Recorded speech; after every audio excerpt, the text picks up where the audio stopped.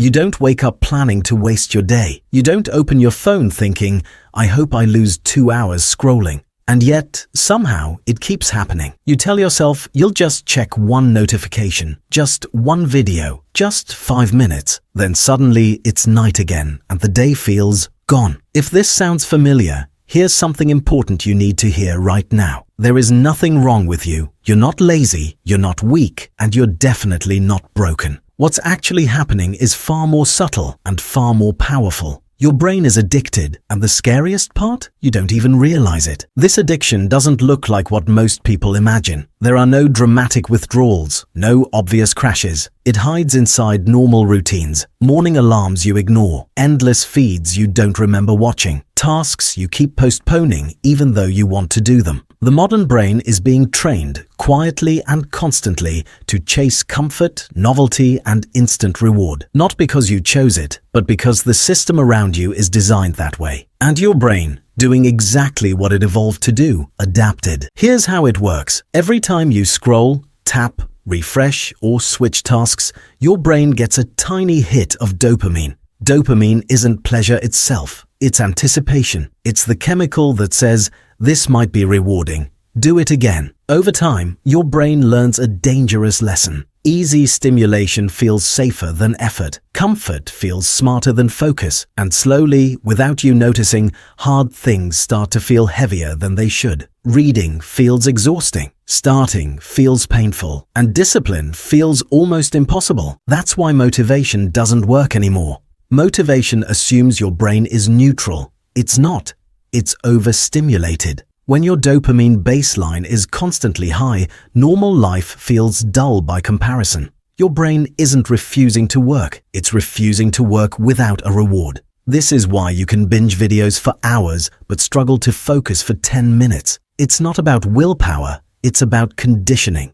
And here's the trap most people fall into. They blame themselves. They say, I just need to try harder. But trying harder with an addicted brain is like pushing a car with the brakes on. The harder you push, the more exhausted you feel. Real change doesn't come from force. It comes from rewiring the system that trained your brain in the first place. The first step is awareness. Once you see the pattern, it starts to lose power. Notice how often you reach for stimulation when things get quiet. Notice how discomfort triggers distraction. Your brain has been taught to escape the moment effort appears. That escape feels automatic, but it's learned behavior. And anything learned can be unlearned. The second step is reducing friction for good habits and increasing friction for bad ones. Your brain always chooses the path of least resistance. So, change the path. Keep your phone out of reach during focused work. Remove apps that hijack your attention. Replace constant noise with intentional silence. At first, this will feel uncomfortable. That discomfort isn't a sign you're failing. It's a sign your brain is recalibrating. Next comes something most people miss. You must give your brain a better reward, not more stimulation, meaning. The brain isn't addicted to screens. It's addicted to feeling something. Progress, control, identity. When you work on something that aligns with who you want to become, your brain releases dopamine in a healthier way. Slower, deeper, more sustainable. This is why purpose beats productivity every time. Start small, extremely small. 5 minutes of focused work, 1 page, 1 paragraph, 1 action. The goal isn't intensity, it's consistency. Each time you finish what you start, your brain learns a new rule. Effort leads to reward. Over time, this rewires the addiction loop. Focus stops feeling painful, discipline stops feeling forced, and clarity starts to replace chaos. Another powerful shift is changing how you talk to yourself. Stop saying, I need to stop being addicted. That frames you as broken. Instead, say, my brain adapted to the environment I gave it, and now I'm changing that environment. This puts you back in control. Identity-based change lasts longer than shame-based change. You also need to understand this. Boredom is not the enemy. Boredom is the reset button. When you allow moments of nothing, no phone, no music, no input, your brain slowly regains sensitivity. Ideas start to surface, focus returns, creativity wakes up.